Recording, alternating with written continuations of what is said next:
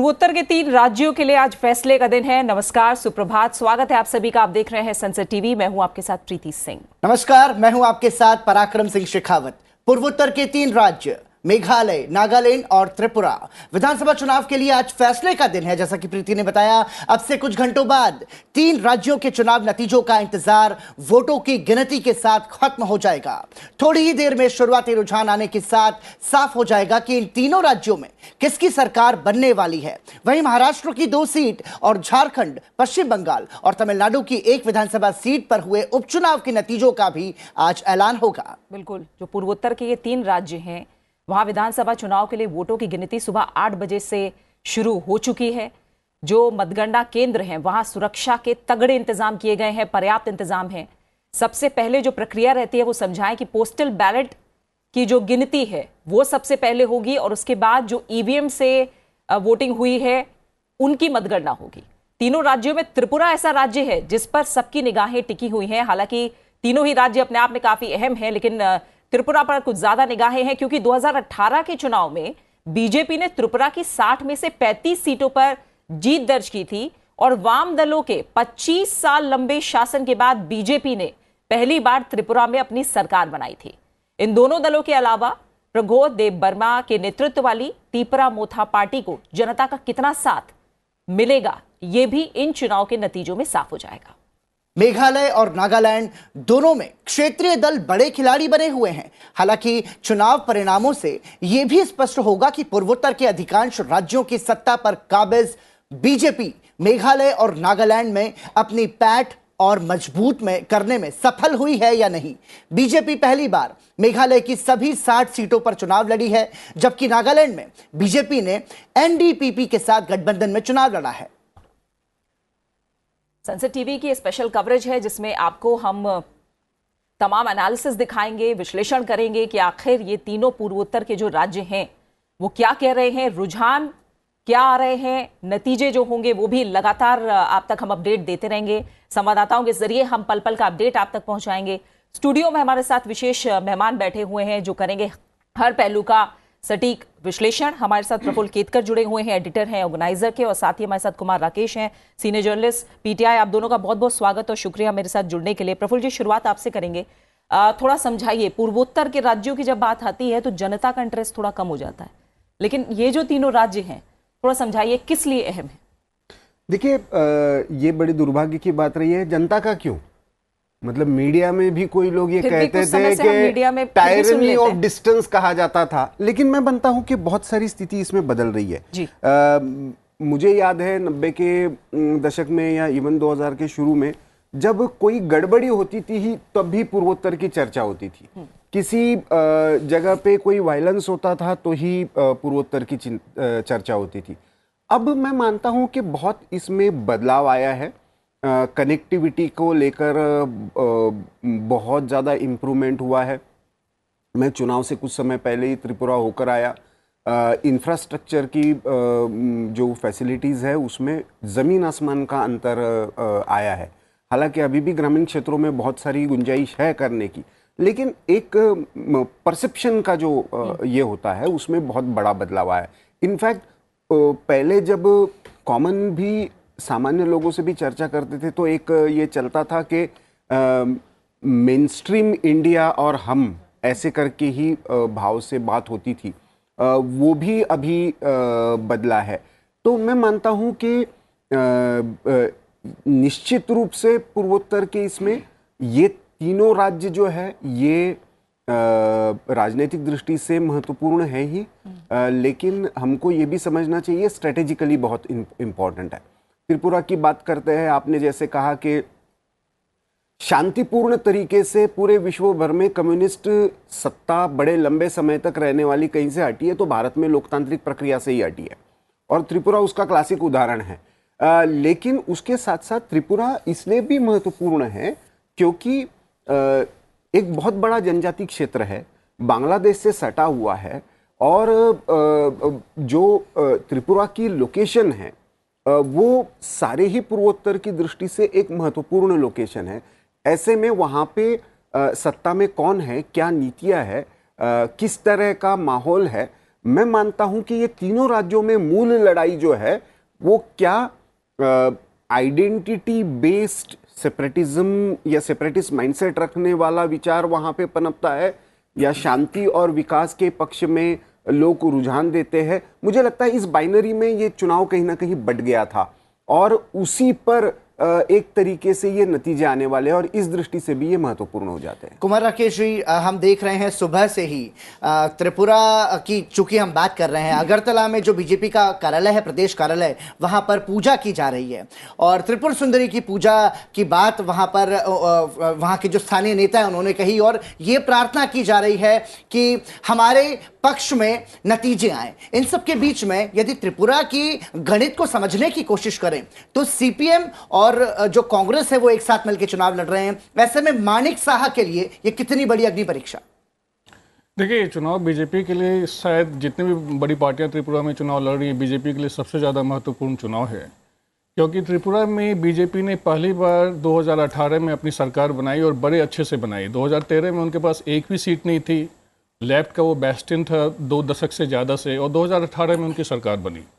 इस बार के रिजल्ट में हमें ये देखने को मिलेगा कि जो पिछली बार की जो उनकी जीत थी वो क्या बस एक एंटी इनकम्बेंसी के कारण थी, लेफ्ट के खिलाफ जो एक बहुत बड़ा एक नाराज़गी था, डेवलपमेंट नहीं हो रहा था, उसके कारण की जीत थी, या पिछले 5 सालों में उन्होंने एक ऐसा काम भी किया है और बीजेपी की जो एक आइडियोलॉजी है उसका एक समाज में उसकी एक एक्सेप्टेंस भी बढ़ी है, वो हमें इस बार देखने को मिलेगा। और इस बार बीजेपी के लिए एक चुनौती ये है कि पिछली बार जो इंडियन आईपीएफटी थी, एक ट्राइबल बड़ी पार्टी थी, वो थोड़ी कमज़ोर हुई है क्योंकि उनके जो फाउंडर थे एनसी देव वर्मा, उनकी डेथ हो गई है। तो इस पिछली बार बीजेपी ने 36 सीटें जीती थी और जो आईपीएफटी थी उन्होंने भी 8 सीटें जीती थी। इस बार आईपीएफटी बस 5 सीटों पर चुनाव लड़ रही है। तो ये पूरी तरह ये बीजेपी की पर ही निर्भर है कि वहाँ जो अगर उनके जो अलायंस की सरकार आनी है तो बीजेपी को 30 से ज़्यादा सीट लानी होगी, 60 सीटें हैं वहाँ पर। तो उस हिसाब से काफ़ी महत्वपूर्ण है और इसका एक जो एक सिग्निफिकेंस है उसका एक डायमेंशन ये भी है कि त्रिपुरा एकमात्र ऐसा तीनों स्टेट में एक ऐसा स्टेट है कि जहाँ जो बाकी जो नेशनल पार्टीज है जिनका नेशनल पॉलिटिक्स में स्टेक है, जैसे कांग्रेस है, लेफ्ट है, उनका भी वहाँ पर प्रभाव है। और पहली बार कांग्रेस और लेफ्ट मिल के चुनाव लड़ रहे हैं, क्योंकि परंपरागत रूप से कांग्रेस और लेफ्ट में वहाँ लड़ाई होती रही है, लेकिन बीजेपी के आने के बाद, बीजेपी के सत्ता में आने के बाद दोनों इस बार एक साथ हो गए हैं। तो अगर बीजेपी इस बार भी सरकार में आती है तो इसका ये मतलब है कि जो उनका जो एक आइडियोलॉजिकल रूट है वो नॉर्थ ईस्ट में भी बढ़ता जा रहा है। बिल्कुल। राजू दास हमारे साथ जुड़े हुए हैं, संवाददाता हैं असम ट्रिब्यून के। राजू दास जी, बहुत बहुत शुक्रिया हमारे साथ इस चर्चा में शामिल होने के लिए, हमारे साथ जुड़ने के लिए। पहले मैं चाहूंगी मोटे तौर पर आप बता दें, मेघालय, त्रिपुरा, नागालैंड, अगर तीनों की हम बात कर रहे हैं, कैसे 2018 से अलग है इस बार का चुनाव? नहीं, बिल्कुल डिफरेंट नहीं है। इस बार भी मेघालय में भी सेम कोalition मतलब बनने वाला है और नागालैंड में भी सेम, मतलब वो बीजेपी है वो उसके एनडी वो जो कोalition पार्टनर उनका साथ बनना है। और त्रिपुरा में भी जो एग्जिट पोल है उसमें भी दिखा रहा है जो सेम ही है, बीजेपी सत्ता पे आने वाला है। तो डिफरेंट कुछ नहीं है, सिर्फ मतलब मेघालय में मैं बात करना चाहता हूँ कि हर कोई पार्टी एक साथ ही इलेक्शन नहीं हुआ है वो लोग का साथ, मतलब they fought with own agenda. कोalition partner होने का बावजूद वो अपना अपना मतलब इलेक्शन में गया। बिल्कुल ठीक है। और हमारे साथ हमारे सहयोगी पवन कुमार शर्मा नागालैंड के दीमापुर से जुड़ गए हैं। पवन, चूंकि आज फैसले का दिन है, जनादेश का दिन है, ऐसे में क्या स्थिति है दीमापुर की, क्या माहौल है? पराक्रम, यहाँ पे क्योंकि नागालैंड में एक सीट पे बीजेपी के उम्मीदवार निर्विरोध चुन लिए गए थे, तो 59 सीटों पर जो है मतगणना वो शुरू हो गई है। जैसा हम सभी जानते हैं कि सबसे पहले जो है पोस्टल बैलेट की गिनती होती है, तो वो इस वक्त चल रही है यहाँ पे। यहाँ पे 16 जिले हैं पराक्रम नागालैंड में, तो सारे जो जिला केंद्र हैं वहां पे काउंटिंग सेंटर्स बनाए गए हैं। दीमापुर के आसपास जो 2-3 जिले हैं, यहाँ पे चौमुखी दीमा है, यहाँ पे न्यूलैंड है, और इधर दीमापुर का इलाका जो है यहाँ पे लगभग 5 विधानसभा सीटें, तो यहाँ मैं कल भी गया था वहां पे, तो सुरक्षा के पुख्ता इंतजाम है, वो चीजें हो रही हैं। जहां तक नागालैंड की बात है, पराक्रम इस बार वही है कि एनडीपीपी और बीजेपी का गठबंधन है दोबारा, क्या वो सत्ता में आता है, क्या वो मिशन रिपीट करता है, ये सबसे बड़ा सवाल है। पर जैसे कि एग्जिट पोल्स आए हैं और जैसा ग्राउंड पे मैंने भी देखा कि पलड़ा उनका जरूर भारी है, क्योंकि जो एनपीएफ है, नागा पीपल्स फ्रंट है, वो कमजोर है। उसके 2022 में जो 21 विधायक थे वो एनडीपीपी में शामिल हो गए थे, और कांग्रेस भी इस बार जो है वो कमजोर ही नजर आई। यहाँ पे कोई भी आला कमान जो केंद्रीय नेता है वो यहाँ नहीं पहुंचा।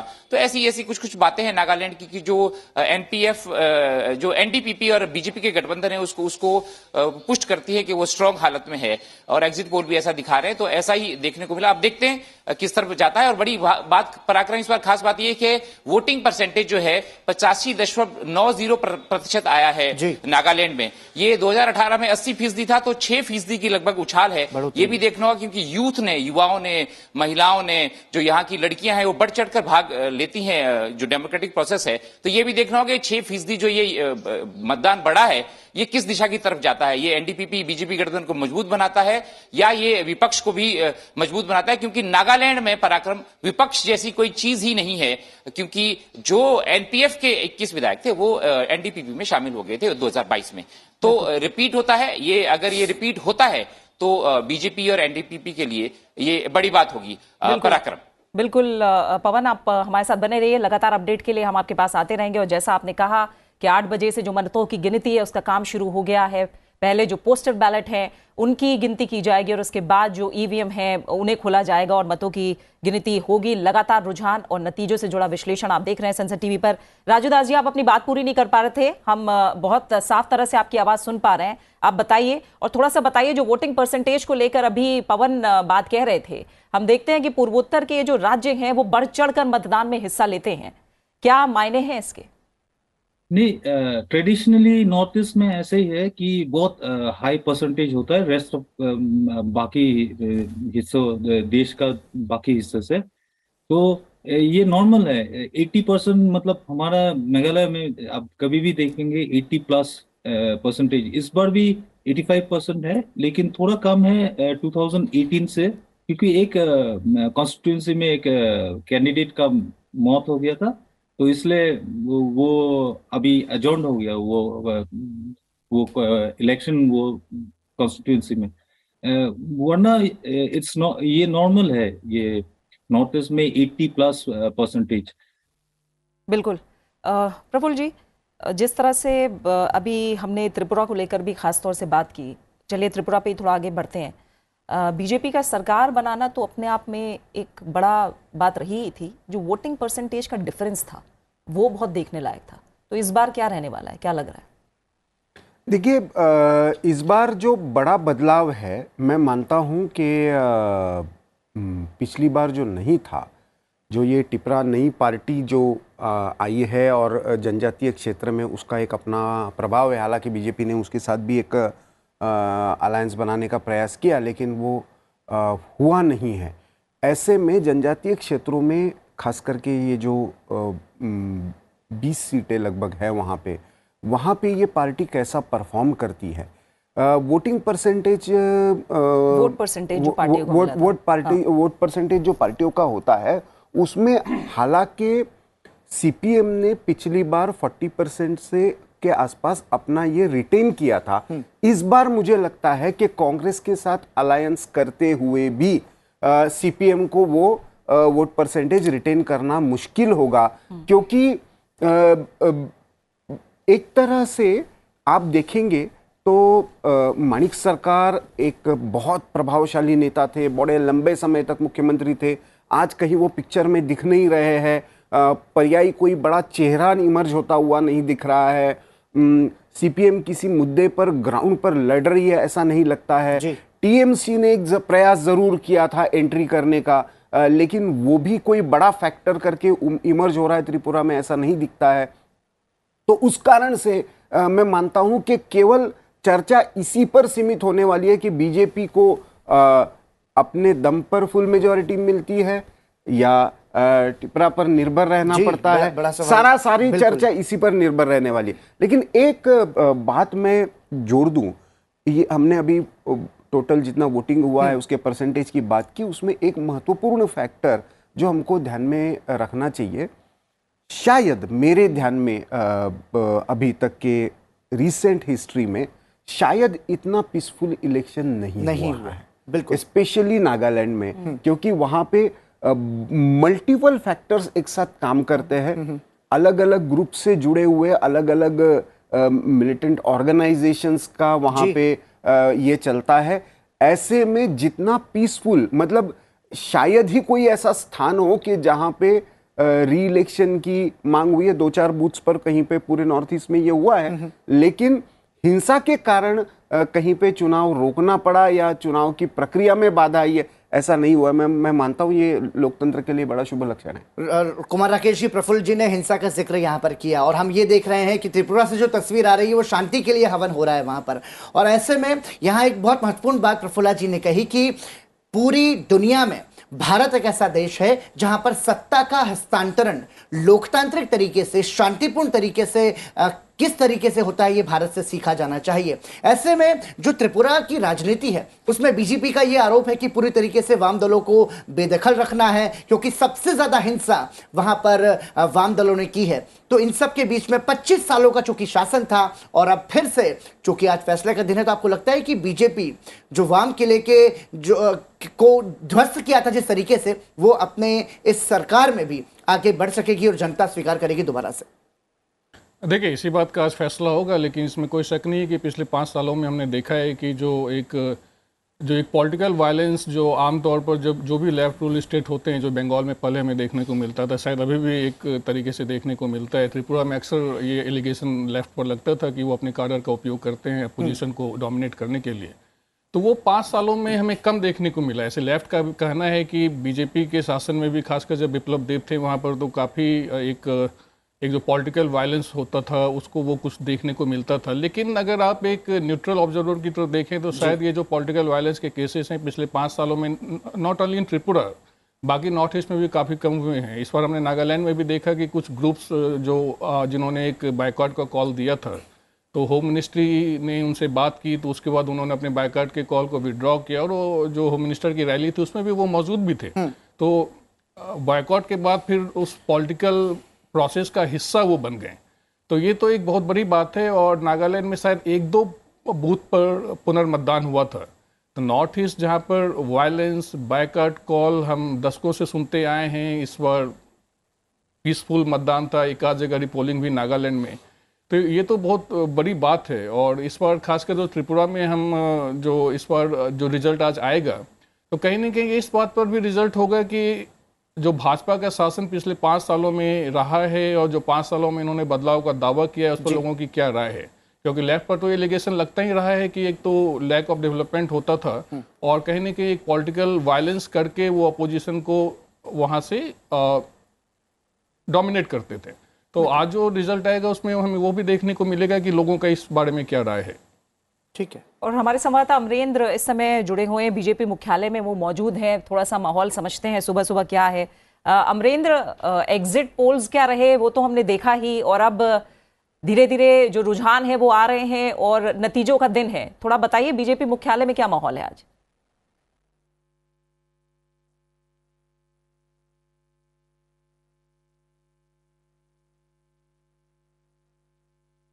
प्रीति, सबसे पहले तो मैं बता दूं कि बीजेपी मुख्यालय में इस समय एक पूजा चल रही है। बीजेपी के जो बड़े नेता हैं, कुछ उसमें संबित पात्रा के साथ कुछ बड़े नेता हैं, इस समय पूजा कर रहे हैं। और मैं बता दूं पूजा इसलिए क्योंकि जो त्रिपुरा की जो मातृ देवी हैं, त्रिपुरा सुंदरी, उसके नाम पे उसको नाम दिया गया बीजेपी कार्यालय में शांति पूजा। उनका कहना है कि चूंकि 25 साल लेफ्ट का शासन त्रिपुरा में रहा है और पिछली बार 25 साल के किले को तोड़ते हुए भारतीय जनता पार्टी ने अपनी सरकार बनाई वहां पे, तो पुनः एक बार शांति रहे इस राज्य में, इसके लिए पूजा चल रही है। और मुझे लगता है अभी 10 से 15 मिनट में पूजा समाप्त हो जाएगी। ये तो बीजेपी कार्यालय का अपडेट है। लेकिन मैं आपको बता दूं जिस तरह से त्रिपुरा के रुझान है, वहां मैं ग्राउंड जीरो पे था। मैं 10 से 12 दिन त्रिपुरा मतदान के दौरान था। मैं आपको बता दूं कि इस बार जो त्रिपुरा का जो गणित है बहुत इंटरेस्टिंग मोड पे था। पहली बार ऐसा हुआ कि भारतीय जनता पार्टी जो है 5 साल शासन के बाद एक बार फिर से indigenous peoples front of Tripura के साथ अलायंस के साथ इस समय चुनावी मैदान में थी। पिछली बार 8 सीटें आईपीएफटी ने जीती थी, इस बार 5 सीटों पे आईपीएफटी के साथ विलय हुआ था और 55 सीटों पे भारतीय जनता पार्टी थी। 60 सीटों पे भारतीय जनता पार्टी मैदान में थी। इसके अलावा लेफ्ट और कांग्रेस अलग अलग राइवल थे, लेकिन पहली बार बीजेपी के जीत के रथ को रोकने के लिए लेफ्ट और कांग्रेस ने विलय किया और पूरे स्टेट में मिलकर चुनाव प्रचार किया, मतदान में पूरी तरह से अपनी पूरी ताकत झोंक दी। लेकिन इस बार जो सबसे अच्छा एक गणित अगर देखा जाए और राजनीतिक पार्टियों में अगर सबसे बड़ी चीज त्रिपुरा में देखी तो वो थी टिप्रा मोथा। राजा परिवार से आने वाले प्रद्युत माणिक देव विक्रम वर्मन की पार्टी थी टिप्रा मोथा, जिसने 42 सीटों पे अपने कैंडिडेट खड़े किए। और मैं आपको बता दूं कि चूंकि भारतीय जनता पार्टी का जो अलायंस है आईपीएफटी वो ट्राइबल्स के लिए काम करता है, तो ट्राइबल्स पे जो टिप्रा मोथा थी उसने क्या है 20 सीटें वहां पे रिजर्व हैं जो मेन अहम रोल प्ले करती हैं आदिवासी बाहुल क्षेत्रों में। तो टिप्रा मोथा ने एक अच्छा चैलेंज दिया और जिस तरह से रुझान है उसमें आप देख सकती हैं कि टिप्रा मोथा इस समय नंबर 2 पोजीशन पे है। जो प्रारंभिक रुझान है लेफ्ट और कांग्रेस की वजह जो है वो अभी कुछ सीटों पे आगे है, लेकिन लेफ्ट और कांग्रेस नंबर 3 पार्टी है। यानी कि भारतीय जनता पार्टी के सामने जो एक चुनौती या यूं कहें कि जो लड़ाई थी वो टिप्रा मोथा के साथ थी। ट्रैवल बेल्ट की बात बताऊं तो वहां का विधानसभा है चोरिलम, जहां से डिप्टी जो सीएम है जिष्णु देव वर्मन चुनाव में लड़ रहे हैं। वहां पे सीधी सी अगर देखें तो वहां लेफ्ट और कांग्रेस का अलायंस कहीं भी नहीं है, सीधी टक्कर जो है टिप्रा मोथा के कैंडिडेट के साथ है। इसके अलावा मैं बता दूं कमला सागर विधानसभा वहां त्रिपुरा की, वहां पे सीधी टक्कर भारतीय जनता पार्टी और टिप्रा मोथा के साथ है। यानी कि जो 20 जो सीटें ट्राइबल्स की हैं वहां पे सीधी टक्कर जो भारतीय जनता पार्टी और टिप्रा मोथा के बीच में है। हालांकि देखिए सबसे बड़ी बात यह रही कि भारतीय जनता पार्टी की तरफ से प्रधानमंत्री नरेंद्र मोदी ने वहां पे 2 चुनावी रैलियां की। अगर राजधानी अगरतला की बात करें तो राजधानी अगरतला और गोमती और अंबासा में 2 चुनाव रैलियां की।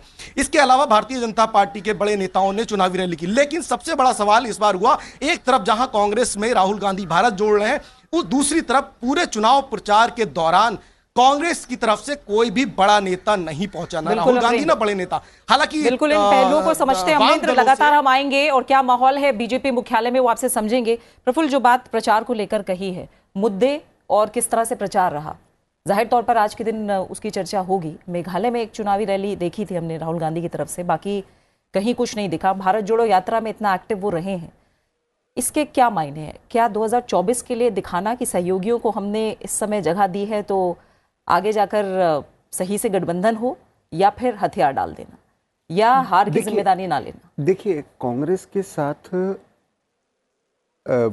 एक अपोजिशन की अलायंस को लेकर सबसे बड़ा जो चैलेंज है ना, वो इन्हीं स्टेट्स में है जहां पे कभी ना कभी रीजनल पार्टीज का या लेफ्ट का बोलबाला रहा है। जहां पे बीजेपी के साथ उनकी लड़ाई है वहां पे तो दिक्कत ही नहीं है, वहां पे तो और पार्टीज उनके साथ आएंगी। लेकिन जहां पे और कोई पार्टी डोमिनेट करती है वहां पे कांग्रेस क्या करती है? अब ट्रेडिशनली, जैसे आपने भी शुरू में कहा, त्रिपुरा में एक सीपीएम का दबदबा रहा, लेकिन मेन अपोजिशन पार्टी वहां पे कांग्रेस रही। ऐसे में आज कौन से इश्यूज पर और किस तरह के आइडियोलॉजिकल पोजीशनिंग के साथ सीपीएम के साथ अलायंस करती है, जिस सीपीएम की पॉलिसीज को लेकर कांग्रेस अभी तक उसको क्रिटिसाइज करती रही, उस सीपीएम के साथ मिलकर पहली बार त्रिपुरा में कांग्रेस चुनाव लड़ रही जी। और ऐसे में इसका परिणाम क्या केरल में भी देखने को मिलेगा 2024 के लिए, क्योंकि वहां पे रीअलाइनमेंट होता है तो वहां पे वो एक बड़ा फैक्टर हो जाएगा। लेकिन कांग्रेस की पिछली बार 2019 की चुनाव में देखे तो सबसे ज्यादा सीटें केरल से आई है, तो क्या स्पेस वहां पे सीपीएम के लिए छोड़ सकती है क्या? ये जो इंटरनल कॉन्ट्रडिक्शंस है, मुझे लगता है कांग्रेस अभी भी उसके साथ जूझ रही है, क्योंकि इसको लेकर क्लैरिटी नहीं है कि ऑर्गेनाइजेशनली, इलेक्टोरली और लीडरशिप वाइज हमको अप्रोच क्या करना है। फुल फ्लेज कांग्रेस के इसमें जाना है। हालांकि अभी जो छत्तीसगढ़ में उनका अधिवेशन हुआ था उसमें एक मैसेजिंग तो ये करने का प्रयास हुआ है कि हम 2024 में एक अलायंस के लिए जाएंगे, लेकिन किन मुद्दों के आधार पर जाएंगे, कौन से विषय लेकर जाएंगे और उन विषयों पर क्या किस तरह का तालमेल अन्य पार्टियों से होगा, किस तरह का इलेक्टोरल, क्योंकि इलेक्टोरल अंडरस्टैंडिंग हमको ये ध्यान में रखना चाहिए, भारत जैसे देश में, लोकतंत्र में, ये केवल नेताओं के लेवल पर नहीं होता है, ये ग्राउंड लेवल पर आपका कार्यकर्ता जो है, आपका अभी तक का जो कोर वोटर रहा है, जिन इश्यूज पर आपने उनको मोबिलाइज किया है, उन इश्यूज को लेकर, मतलब आप अभी तक त्रिपुरा में वाम दलों पर पूरी व्यवस्था का राजनीतिकरण करने का आरोप लगा रहे थे। आप 2018 के चुनाव तक लेफ्ट को हिंसा के आरोप लगा रहे थे, भ्रष्टाचार के आरोप लगा रहे थे, और आज उसी लेफ्ट के साथ मिलकर आप चुनाव लड़ रहे हो। तो आप अपना जो कोर वोटर है, अपना कार्यकर्ता है, उसको क्या मैसेज दोगे? ये समस्या कांग्रेस के लिए है, और मुझे लगता है ये 2024 तक और बढ़ने वाली है। हालांकि नेशनल लेवल पर परसेप्शन की इसमें मैसेजिंग कांग्रेस कुछ भी करे, लेकिन ये जो ग्राउंड लेवल की रियलिटीज है उनके साथ कैसे अपने आप को एडजस्ट करना, ये कांग्रेस के लिए एक बड़ा चैलेंज रहेगा। लेकिन कुमार राकेश जी, 2014 के यदि गणित को देखें तो 2014 से पहले पूर्वोत्तर के लगभग सभी राज्यों में कांग्रेस की सरकार थी। फिर ऐसी क्या बड़ी वजह रही? और कांग्रेस का जैसा प्रीति जिक्र कर रही थी कि राहुल गांधी भारत जोड़ो यात्रा तो निकालते हैं, लेकिन चुनाव के दौरान ऐसा क्या हो जाता है कि वो उतनी सक्रियता नहीं दिखा पाते हैं जितनी की आवश्यक होती है। ऐसे में कांग्रेस की स्थिति का आकलन खासतौर से 3 राज्यों में वो कैसे करेगी? और वो भी तब जब हर चुनाव के बाद ये बात उठती है, उसके बाद भी अगले चुनाव जितना में एक्टिव होना था उतना नहीं हुए, क्यों नहीं हुए? देखिए, मुझे लगता है कि किसी भी एक्सपर्ट के लिए सबसे बड़ी मिस्ट्री होगी कि ये जो 3 राज्यों में चुनाव हुए, वहाँ राहुल गांधी की बस एकमात्र मेघालय में रैली हुई। एक तरफ जबकि कांग्रेस का दावा है कि उनकी जो भारत जोड़ो यात्रा है वो काफ़ी सफल रही है, और एक उनका कहना है कि राहुल गांधी की जो एक पॉलिटिकल इक्विटी है वो भी बढ़ी है पिछले कुछ दिनों में, क्योंकि एक जो उन पर एक इनसिंसियरिटी का एक आरोप लगता था। 4000 किलोमीटर की उन्होंने यात्रा की, तो जनरली एक माना जा रहा है कि चलो ये एक सफल यात्रा कांग्रेस की रही है, कांग्रेस का ऐसा कहना है। तो जब आपकी यात्रा सफल हुई है और उसके तुरंत बाद कोई चुनाव हो रहे हैं, तो भाई राजनीतिक पार्टियों को तो अपनी ताकत का जो एहसास कराना होता है चुनाव में ही कराना होता है। तो लोग आपसे ये उम्मीद करेंगे कि भाई आप चुनाव में इंटेंसिव कैंपेन करें, और जो भी आप अगर आपको एक पब्लिक में कनेक्ट हो रहा है तो उसको राजनीतिक रूप से भुनाएं। तो उन्होंने तो कोई रैली ही नहीं की। हमने पिछली बार भी देखा कि जो गुजरात और हिमाचल में चुनाव हुए थे, हिमाचल कांग्रेस ने एक वोट मार्जिन बहुत ही कम था उससे जीता, और गुजरात में हमने देखा कांग्रेस का बिल्कुल सफाया हो गया। जहाँ पर 40% वोट उनको हमेशा आते थे, 2017 में उन्होंने बीजेपी को बहुत कांटे की टक्कर दी थी। राहुल गांधी ने वहाँ कोई रैली नहीं की। इस बार भी एक मेघालय में रैली की, त्रिपुरा में कोई रैली नहीं की, जबकि त्रिपुरा में भी 2018 तक उनका 38% 40% वोट होता था 2013 तक, जो 2018 में उनको एक भी सीट नहीं आई। तो कहीं ना कहीं एक ऐसा लगता है कि कोई कवायद नहीं है कि जो एक हमारा जो एक ग्राउंड है, जो हमारा जो एक पॉपुलर बेस है जो कांग्रेस ने खो दिया है, उसको फिर से कब्जा करने की कोई कोशिश नहीं है। यानी कहीं ना कहीं कोई एक डिफेंसिव स्ट्रेटजी है कि उनको लगता है कि चलो हम त्रिपुरा में नंबर 2 के प्लेयर हैं, नागालैंड में ज़्यादा हमारा कुछ है नहीं, तो हम क्यों वहाँ पर एक्सपोज करें अपने आप को, हार जाएंगे तो हम पर ब्लेम किया जाएगा। अगर आप इसको बीजेपी से आप कंपेयर कीजिए, प्राइम मिनिस्टर ने हर जगह रैली की जी, और बस इसी बार नहीं, जब पिछले बार भी चुनाव हुए हैं और जहां भी चुनाव होते हैं बीजेपी पूरे एग्रेशन से जाती है, रिजल्ट कुछ भी हो, लेकिन इनका जो कैंपेन होता है, जो एक पूरा जो एक पॉलिटिकल मशीनरी होती है 100% एक्टिव होती है, काम करती है और लोगों तक अपनी बात पहुंचाती है। कांग्रेस जबकि विपक्ष में है, कांग्रेस को ज़्यादा एग्रेसिव होना चाहिए, कांग्रेस को ज़्यादा इंटेंसिव कैंपेन करना चाहिए, इनकी बिल्कुल विपरीत परिस्थिति है। तो ये तो मुझे लगता है कि ये मतलब एक एनालिसिस का विषय है कि कांग्रेस ऐसा क्यों करती है। और प्रफुल्ल जी, सियासत जब की हम बात करते हैं राजूदास को जोड़ लेते हैं। राजूदास भी बहुत देर से जुड़े हुए हैं। राजूदास जी, जो हम प्रचार को लेकर बात कर रहे हैं, आपका नजरिया इसे लेकर क्या कहता है? जब पूर्वोत्तर के राज्यों की खासतौर से बात होती है तो क्या प्रचार का तरीका भी बदल जाता है? और दूसरी बात, क्या यहाँ हम माने कि जो वोटर है वो पार्टी को ध्यान में रखकर वोट करने निकलता है, या कैंडिडेट का भी अपना असर होता है? किस तरह से इन मसलों पर अलग है राजनीति वहां? हाँ, ये मैं मेघालय का बात बोल सकता हूँ कि फर्स्ट यहाँ पे बहुत आइडेंटिटी बेस्ड पॉलिटिक्स है। कैंडिडेट को देखता है, पार्टी कम देखता है। पहले एक जमाना था जो कांग्रेस का यहाँ पे बेस्टियन था, यही कांग्रेस बहुत स्ट्रांग थे, लेकिन अभी नहीं है, क्योंकि आदमी कैंडिडेट को भी चूज करता है और थोड़ा पार्टी भी देखता है। और वो जो कैंपेनिंग है कांग्रेस का एक ही जगह में अटका हुआ है कि बीजेपी को अटैक करता है कि एंटी माइनॉरिटी, सब बहुत जगह में आदमी लोग अभी उस बात से बाहर निकलना चाहता है। और डेवलपमेंट जो जो प्लैंक है ये बीजेपी का, उसमें बहुत वोटर्स मतलब अट्रैक्ट हो रहा है। इसलिए राहुल गांधी जी जब यहाँ पे आया तो जो क्राउड थे वो बहुत कम था, और वो एक छोटा सा फील्ड था, तब भी वो भरने में बहुत टाइम लग गया, 2 घंटा ऐसा लग गया भरने में।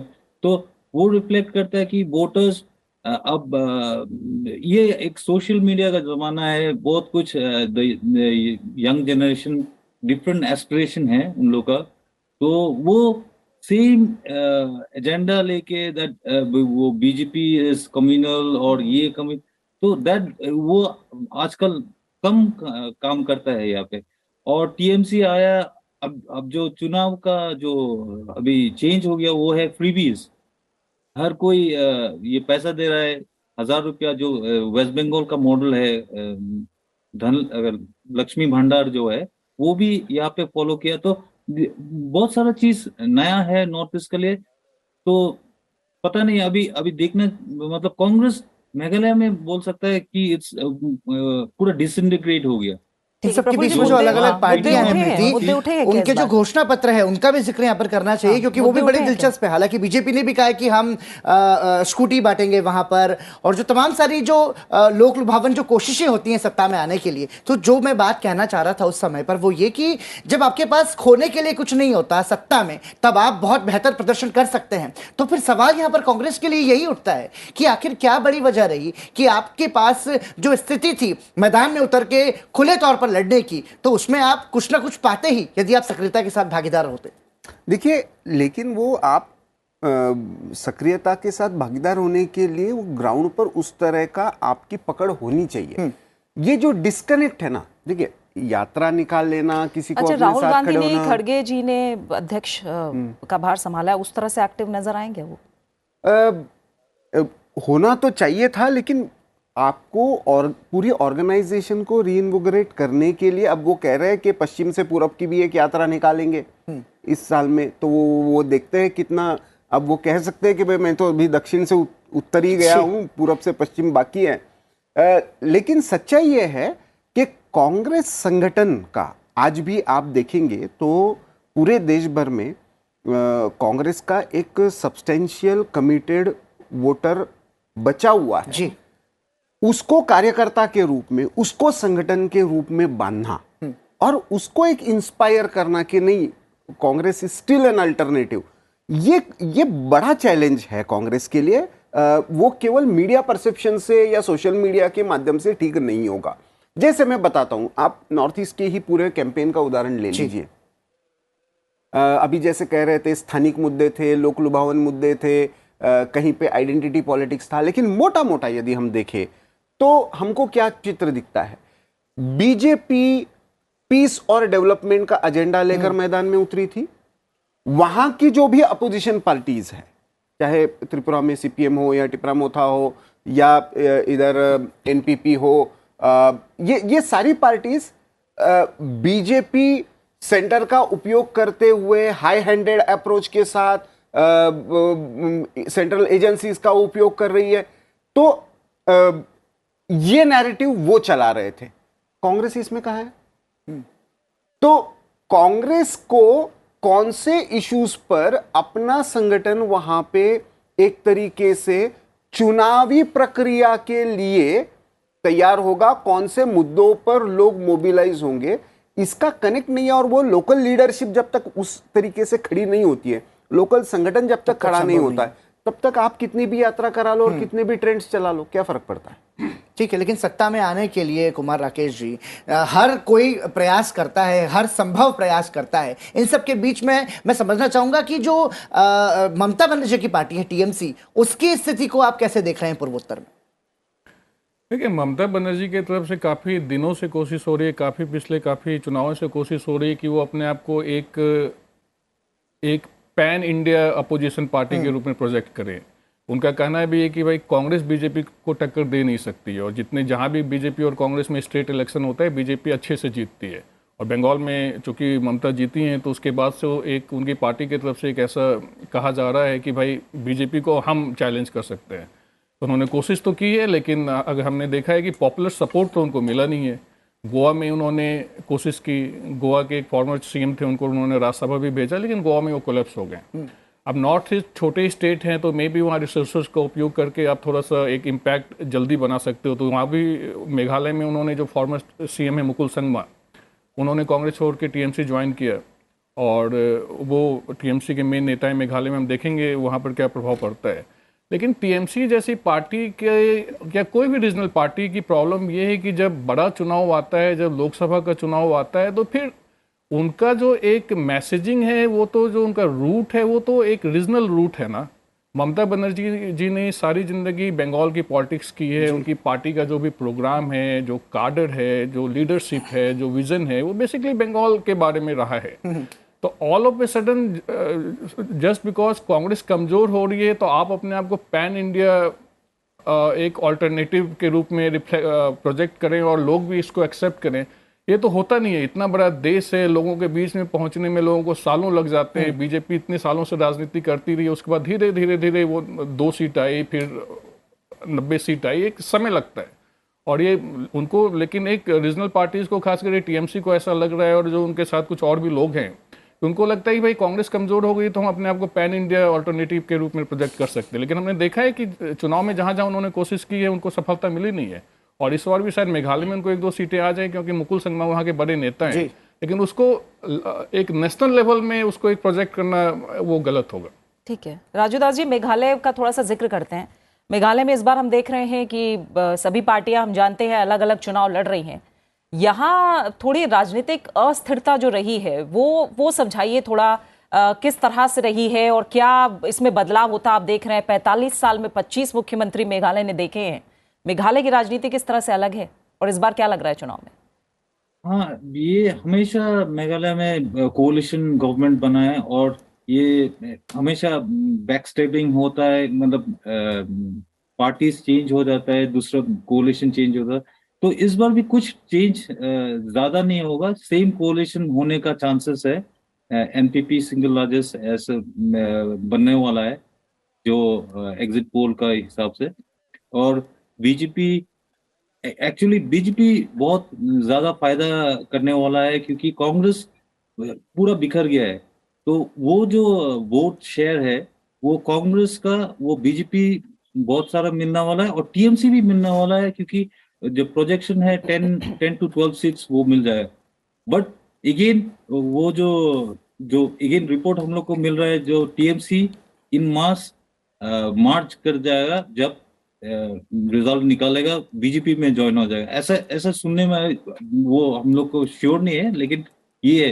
तो मेघालय पॉलिटिक्स इज ऑलवेज ये ऑपर्चुनिस्टिक पॉलिटिक्स है। यहाँ पे कोई भी पार्टी किसी के साथ ज्वाइन हो सकता है। तो ये इतना आसान है क्या प्रफुल्ल जी मेघालय के लिए कहना हेमंत बिस्व शर्मा को आना पड़ेगा क्या, अगर उस तरफ रहे नतीजे? और जो जिक्र कर रहे हैं राजू जी कि टीएमसी के लोग भी आ सकते हैं, तो क्या ऐसी संभावना है क्या? मुझे नहीं लगता अभी की जो स्थिति है। देखिए, आपने यदि जो हिल काउंसिल्स के भी चुनाव हुए थे उसमें देखा, मेघालय को हमको ठीक से समझना है तो गारो हिल्स, खासी हिल्स और जयंतिया तीनों को अलग अलग तरीके से समझना होता है। और ऐसे में हम देखते हैं कि एनपीपी का वहां पे इतना स्ट्रॉन्गहोल्ड है। कांग्रेस जिस तरह से बिखरी है उसका बीजेपी को फायदा जरूर मिलेगा, लेकिन वो इतना नहीं है कि बीजेपी अपने आप में वहां पे बड़ी फोर्स के रूप में इमर्ज हो पाए। तो ऐसे में वहां पे एक ट्रेंड हमको देखने को मिलता है कि सेंटर के साथ चलो, केंद्र सरकार के साथ। तो इसलिए मुझे लगता है कि ये फिर से अलायंस जो है वो कंफर्टेबल सिचुएशन में रहेगा। अलायंस बन जाने के बाद हो सकता है बाद में और पार्टियों का और समर्थन बढ़ जाए उसमें, लेकिन वो गवर्नमेंट फॉर्मेशन में मुझे नहीं लगता क्रिटिकल होगा। लेकिन अस्थिरता की बड़ी वजह क्या समझ सकते हैं, क्या कारण है ऐसा? देखिए, खासकर कांग्रेस के कमजोर होने के बाद वहाँ काफ़ी सारे रीजनल फोर्सेस आई हैं। नागालैंड में भी जो मेन बड़ी पार्टी थी उसका भी, जब बीजेपी पिछली बार सरकार बनाई तो उन जो एनडीपीपी आई थी वो एनपीएफ से आई थी। तो वहाँ पर एक तो ये है कि जब दिल्ली में सरकार बदलती है और खासकर जो भी नॉर्थ ईस्ट स्टेट हैं वो स्पेशल कैटेगरी स्टेट माने जाते हैं, तो जो फंडिंग होती है 90% वो सेंट्रल से होती है, जितने भी सेंटर के प्रोजेक्ट होते हैं। तो वहाँ के विकास के लिए एक माना जाता है कि एक ज़रूरत भी है कि सेंटर के साथ आप रहें। तो जो सेंटर में जो पार्टी होती है उनको एक कहीं ना कहीं एक फ़ायदा तो होता है वहाँ पर। इसलिए जब तक कांग्रेस दिल्ली में थी तो उनका भी एक बहुत ज़्यादा डोमिनेशन था नॉर्थ ईस्ट में। और दूसरी बात क्या है कि नॉर्थ ईस्ट में इतनी ग्रुप्स, ट्राइबल ग्रुप्स बहुत ज़्यादा हैं, सबकी अपनी अपनी एक लोकल एस्पिरेशन है और उसको कहीं ना कहीं फुलफ़िल करने के लिए उनके जो नेताओं को लगता है कि वे सरकार के साथ ही हम रहें तो वो ज़्यादा बेटर है। इसलिए हमने देखा है कि जैसे पिछली बार एनपीपी मेघालय में जब चुनाव लड़ी और बीजेपी की 2 सीटें आई, लेकिन बीजेपी की मेघालय में 2 सीट ही आई थी, लेकिन एनपीपी जबकि सेकेंड लार्जेस्ट पार्टी थी और कांग्रेस लार्जेस्ट पार्टी थी, 21 सीट आई थी और एनपीपी को 20 सीट आई थी। लेकिन बीजेपी का एक रोल रहा कि एनपीपी को वहाँ पर मेजॉरिटी मिले, उसमें एक बीजेपी का रोल रहा। और इस बार भी हम देखेंगे कि जैसे मेघालय में बीजेपी की सीट शायद पिछली बार से तो बिल्कुल बढ़ेगी, 2 सीट आई थी, इस बार ज़्यादा सीट आएगी और कांग्रेस को वहाँ पर डिसइंटीग्रेशन हुआ है।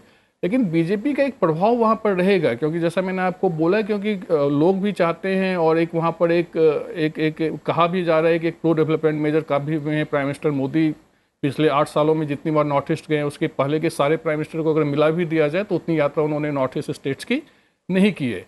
तो कहीं नहीं कि सारी रीजनल पार्टी जो अभी बीजेपी के साथ नहीं भी, उनका ये मानना है कि भाई विकास के लिए ज़रूरी है कि जो सेंटर के साथ आप एक साथ में रहें तो वो हमारे लिए अच्छा रहेगा। तो हम शायद इस बार भी उसी का रिफ्लेक्शन देखेंगे। ठीक है, और हमारे साथ मनीषा पॉल चौधरी जो कि संस्थापक है भुवनेश्वरी टीवी की, वो त्रिपुरा से हमारे साथ जुड़ चुकी है। मनीषा जी, बहुत बहुत स्वागत है आपका।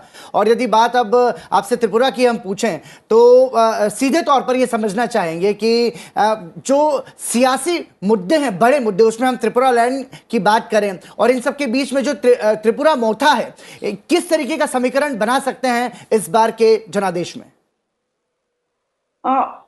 2023 का जो वोट हो गया, वोट गणना चल रही है, इसमें तो त्रिपुरा मोथा का बहुत गुरुत्वपूर्ण रूप रह रही है। इतना ऐसा है जो अभी तक तो त्रिपुरा मोथा हवा प्रद्युत किशोर देबबर्मन महाराज अभी तक कोई किसी के साथ जोड़ा नहीं है। तो आगे तो देखना ही है, वोट गणना चल रही है, अभी तक कोई रिजल्ट नहीं है। तो अच्छी से चल रही है, कोई दिक्कत नहीं है गणना स्पॉट में।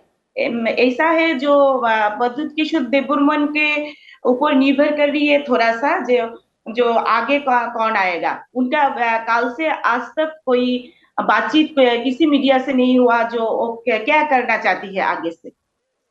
ठीक है, थोड़ा सा बताइए हमें मनीषा जी, कितना समय लगभग लग जाएगा? आपने कहा सब अच्छे से चल रहा है, कितना समय लग जाएगा नतीजों का इंतजार करने में? 60 विधानसभा सीटों की जब बात करें, राज्य छोटे हैं तीनों, थोड़ा बताइए हमें इस प्रक्रिया को लेकर। 2 आवर्स में सब कुछ हम लोग का नॉलेज में आ जाएंगे।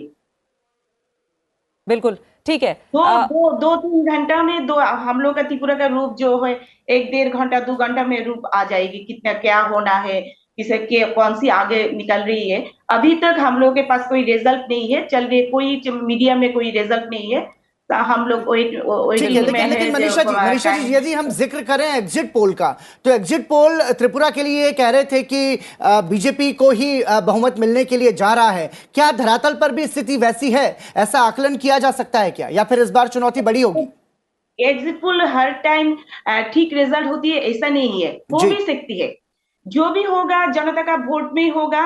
वोट अच्छी हुआ तो जो भी आएगा, हम लोग का बीजेपी आएंगे तो वोट में आएंगे, कांग्रेस सीपीएम जोट आएंगे तो वोट में। अब गणो देवता जो है, हम लोग बंगाली में बोल लेती हूँ गणो देवता, जो जनता का जो वोट है वो वोट का ही रिजल्ट बोलेंगे। हम लोग कुछ नहीं बोल सकते। त्रिपुरा का कोई लीडर एंड कोई बोल नहीं सकते क्या होना है।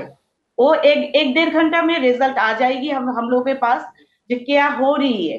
इस टाइम 2023 ऐसा वोट हुआ जो किसी को मालूम नहीं है कई मायनों में अलग है। बिल्कुल, और तीनों राज्यों में जैसा हमने कहा भी था कि त्रिपुरा वो राज्य है जहां जाहिर तौर पर पूरे देश की निगाहें भी लगी हुई हैं। वैचारिक रूप से बीजेपी यहां कैसे जीत दर्ज करती है और पहली बार वामदल और कांग्रेस ने जो त्रिपुरा में हाथ मिलाया है उसके नतीजे आखिरकार क्या दिखाई देते हैं। जैसा आप बता रही हैं कि बहुत जल्द हो सकता है तेजी से रुझान आने शुरू हों और नतीजे भी हमारे सामने जल्द हों। राजू दास जी, थोड़ा सा बताइए नागालैंड में को लेकर जो बातें हैं, क्या वहां मुद्दे उस तरह से रह पाए? आफ्सपा का मुद्दा भी हमने देखा लगातार चर्चा में रहा, और क्या मुद्दे रहे और क्या नागालैंड को पहली बार महिला एमएलए मिल सकती है? क्या एक ये रिकॉर्ड बनता हम देख सकते हैं? क्या संभावनाएं हैं? हाँ, इस बार नॉर्थ ईस्ट में हो सकता है महिला लोग का, जैसा मेघालय है मैट्रिनल सोसाइटी, नागालैंड में भी बहुत फ्रीडम है वुमेन को, लेकिन जो रिप्रेजेंटेशन है वो बहुत कम है, लाइक सब देश का हर हिस्सा का। तो इस बार काफी 2-3 स्ट्रॉन्ग कैंडिडेट्स है, वुमेन कैंडिडेट्स है नागालैंड में। तो शायद इस बार नागालैंड में एक दो महिला कैंडिडेट आ सकता है, बट अगेन ये भी पैट्रियार्कल सोसाइटी जैसे ही है, फिर वुमेन आगे बढ़ने से मतलब आगे बढ़ने नहीं देता है, ऐसा पॉलिटिक्स में आने में बहुत दिक्कत है। यहाँ पे भी सेम है, अपना मेघालय में भी बहुत कम है। तो या वो देखने इंटरेस्टिंग होगा अगर कोई वुमेन कैंडिडेट जीतता है। प्रफुल्ल जी, इसका असर आगे क्या समझे? 2 सीटें और 1 सीट लोकसभा चुनाव के लिहाज से थोड़ा सा बताइए, कितना मायने रखेगा? ऐसा मैंने शुरू में भी कहा कि उतनी नजरें नहीं होती, आपने कहा मीडिया की भी नहीं होती, जनता की भी नहीं होती, लेकिन क्या संकेत क्या निकलेगा इससे?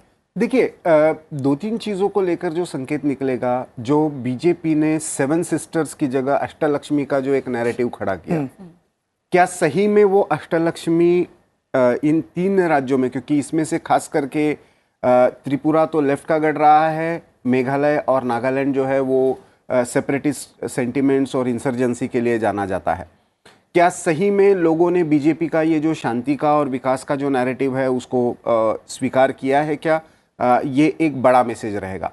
दूसरा जो बड़ा मैसेज मुझे लगता है कि हम बात 2-1-1 की वगैरह करते हैं, और वही शायद एक कारण है कि दिल्ली से जब मीडिया उसको देखता है तो उसका बड़ा महत्व समझ में नहीं आता है। लेकिन मैं शुरू में जैसे कहा कि स्ट्रेटेजिकली ये तीनों बहुत इंपॉर्टेंट स्टेट्स है। खास करके नागालैंड के संदर्भ में मैं निश्चित रूप से कहना चाहूँगा, मैं त्रिपुरा में भी गया था, वहाँ पे भी ये ध्यान में, इवन मेघालय में बहुत सारी कम्युनिटी लीडर्स से जब बात करते हैं तो ये ध्यान में आता है कि उनके अप्रोच में बहुत बड़ा बदलाव है। नागालैंड में तो ऐसी स्थिति थी कि जो गाँव बूढ़ा की वहाँ पे जो प्रथा थी, जो सबसे महत्वपूर्ण डिसीजन मेकिंग बॉडी वहाँ पे होती है वो गाँव बूढ़ाओं का संगठन होता है, उनका लगभग महत्व खत्म हो जा रहा था। जो वो जिस तरह से रिवाइव हुआ है वो अपने आप में देखने लायक बात है, और वही कारण है कि एनएससीएन जैसे संगठन को भी कॉल देने के बाद बॉयकॉट इलेक्शन पर वापस लेना पड़ा है। वो केवल होम मिनिस्ट्री के कारण हुआ ऐसा नहीं है, नीचे से भी उन पर दबाव है। और जैसी शांति की प्रक्रिया एक तरह से नागालैंड में चर्चा के माध्यम से चल पड़ी है, ये एक बड़े बदलाव का संकेत है। और ऐसे में इसी कारण से मुझे लगता है कि टिपरा मोथा का एक्सपेरिमेंट करने के बाद भी प्रद्युत बर्मन को बहुत ज्यादा इसमें यश नहीं आने वाला, क्योंकि जो टिपरा लैंड की वो बात कर रहे हैं वो बेसिक त्रिपुरा की आइडेंटिटी को ही चोट पहुंचाता है। तो इसलिए वो जनजातीय क्षेत्र में कुछ अपना प्रभाव जरूर खड़ा कर पाएंगे, लेकिन वो ज्यादा नुकसान जो है वो कम्युनिस्ट पार्टी को करेंगे। वो बीजेपी के चैलेंजर कम बनेंगे और कम्युनिस्ट पार्टी को नुकसान ज्यादा करेंगे। जनजातीय समुदाय का आपने जिक्र किया और ये वाकई में गेम चेंजर साबित हो सकता है त्रिपुरा के लिहाज से, तो उसका विश्वास किसके साथ जा सकता है? क्या समझा जाए कि त्रिपुरा मोथा को इसका फायदा मिलेगा या फिर बीजेपी के लिए ये चुनौती खड़ा करेगा? नहीं, ये पॉलिटिकली कहते हुए तो हम कह सकते हैं कि कुछ हद तक कुछ सीटों पर त्रिपुरा मोथा जो है वो बीजेपी के लिए चैलेंजर के रूप में उभरे। वो हमको ये नहीं भूलना चाहिए कि वहाँ के रॉयल फैमिली, और रॉयल फैमिली से कुछ लोग बीजेपी के साथ है, कुछ बीजेपी के विरोध में है। ऐसे में जनजातीय जो आइडेंटिटी है उसका पॉलिटिक्स त्रिपुरा जैसे स्टेट में बहुत घातक है। पास में बांग्लादेश है, सारा एरिया आसपास का सेंसिटिव घिरा हुआ है त्रिपुरा, और ऐसे में वहां के डेमोग्राफिक चेंज होना, वहां पे ऐसी आइडेंटिटी के आधार पर और एक सेपरेट स्टेट की मांग होना, क्योंकि उसका पूरा एजेंडा ही उसने टिपरा लैंड को लेकर बनाया। ठीक है। तो और वहां पे उसमें एक सबसे बड़ा जो बदलाव हुआ है कि आईटीपीएफ जो एक डोमिनेंट पार्टी हुआ करती थी, वहां के बड़े नेता के मृत्यु के बाद अचानक से उस पार्टी का प्रभाव जो है वो बहुत कम हुआ है। और उसकी अल्टरनेटिव लीडरशिप उस तरीके से विकसित ना होने के कारण प्रद्योत को उसका फायदा जरूर मिला है, वो रॉयल फैमिली से होने का भी फायदा मिला है, और इसी वजह से उसको ये पता है कि ये 20-21 सीटें जो है वहां पे वो एक डिसाइसिव पोजीशन में रहेगा। लेकिन फिर भी मैं कह रहा हूं कि इसका नुकसान जो है वो ज्यादा सीपीएम को होगा, क्योंकि यही एरिया था जहां पे त्रिपुरा की ट्रेडिशनल ट्राइबल पार्टी और सीपीएम इनके बीच में टकराव होता था। बीजेपी आईटीपीएफ के साथ मिलकर यहां पे चुनाव लड़ती थी, और इस कारण से इस बार 5 ही सीटें उनको दी है। ऐसे में टिपरा मोथा किसके वोट शेयर को ज्यादा काटता है, ये देखना बड़ा इंटरेस्टिंग होगा। बिल्कुल। और जब बॉर्डर स्टेट्स की बात होती है तो हम जानते हैं राजस्थान, जम्मू कश्मीर, पंजाब, उनकी चर्चा ही ज्यादा होती है कुमार राकेश जी। लेकिन जिस तरह से अभी प्रफुल्ल जी भी समझा रहे थे कि किस तरह से ये सारा एरिया सेंसिटिव है और देश की राजनीति के लिहाज से और सीमाओं के लिहाज से भी बहुत महत्वपूर्ण है। थोड़ा सा बताइए, जो इंटरनल इस साल या आप कहें इस बार राजनीति चली है, वो आपकी नज़र में 2024 के लिए क्या बता रही, क्या संकेत लेके आई? देखिए, जो एक सेंसिटिविटी की आपने बात की, जो त्रिपुरा मोथा के जो नेता हैं प्रद्योत देव बर्मन, तो उन्होंने बीजेपी से भी बात की थी चुनाव के दौरान और लेफ्ट से भी बात की थी, और जो अलायंस उनका नहीं हो पाया क्योंकि उनकी जो वो डिमांड है टिपरा लैंड की, वो बीजेपी के लिए या कोई भी नेशनल पार्टी के लिए अनएक्सेप्टेबल होगी, क्योंकि एक बॉर्डर जो सेंसिटिविटी का मामला है उस कारण। लेकिन देखिए, कहीं ना कहीं हमें इस बात को भी मानना पड़ेगा कि एक जो रीजनल एस्पिरेशंस हैं, कभी कभी उसका रिफ्लेक्शन हो सकता है एक ऐसे रूप में हो कि जिसको आप राष्ट्रीय स्तर पर नहीं पसंद करें।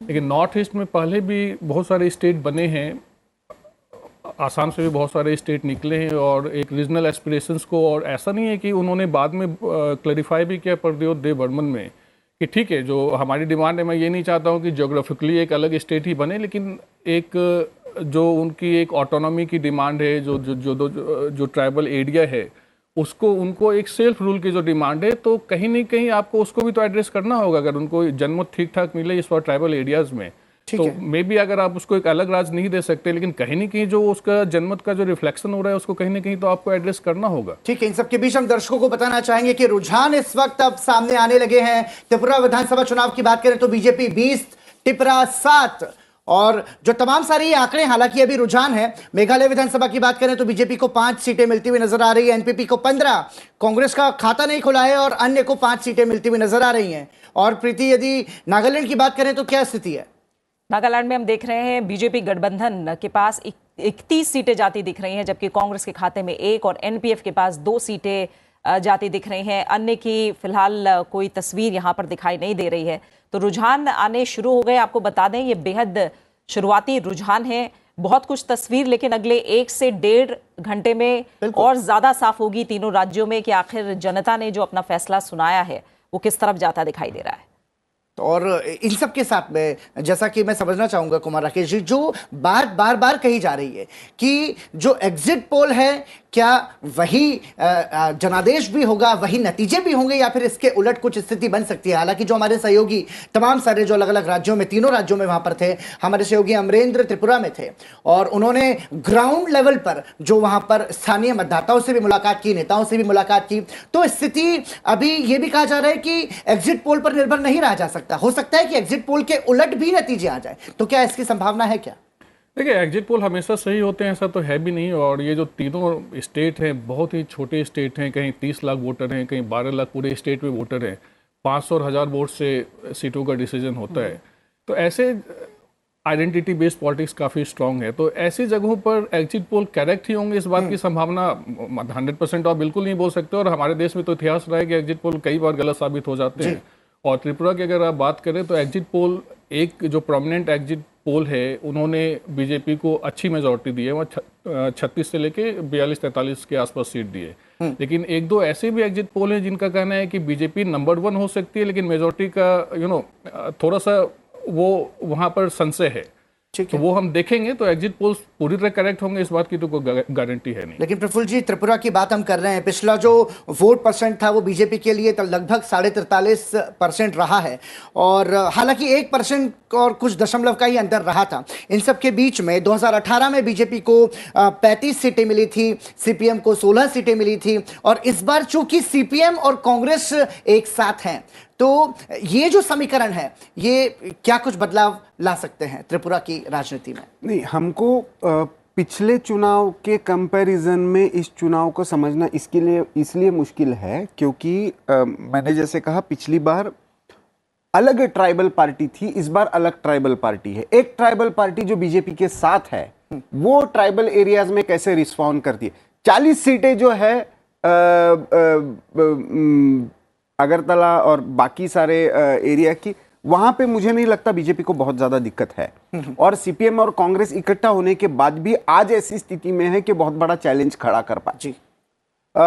दूसरी तरफ टीएमसी इमर्ज कर गई है, तो टीएमसी थोड़ा बहुत त्रिपुरा में, लेकिन मेघालय में बड़ा उलटफेर कर सकती है, वो एक संभावना बन सकती है।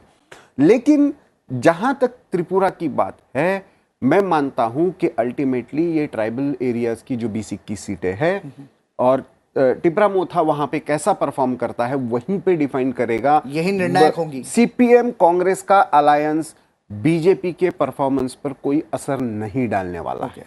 बिल्कुल।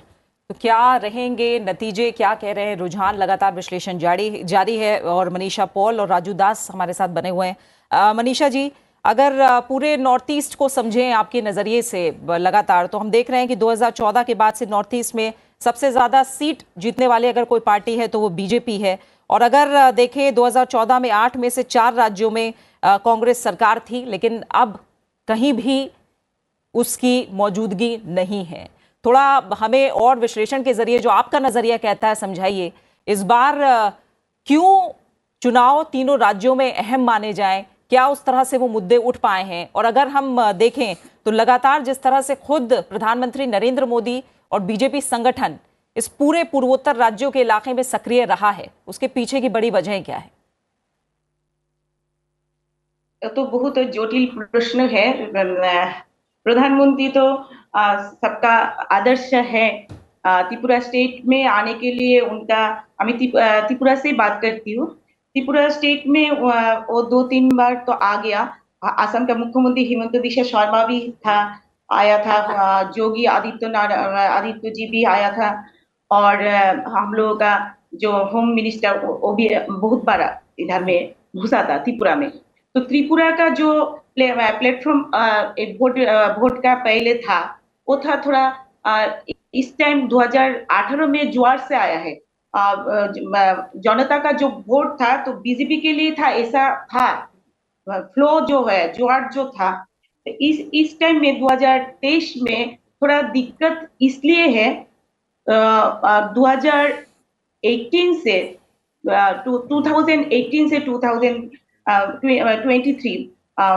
2023 में ऐसा हो रही है जो बीजेपी का काम अच्छी चल रही है, काम बहुत ज्यादा किया, फिर भी कुछ दिक्कत रह गया। जो बीच में मुख्यमंत्री चेंज हो गया, फिर जो व्यक्ति केंद्रित जो पर्सन था, उन लोगों का थोड़ा कोई केंद्र में विधानसभा में थोड़ा प्रॉब्लम है।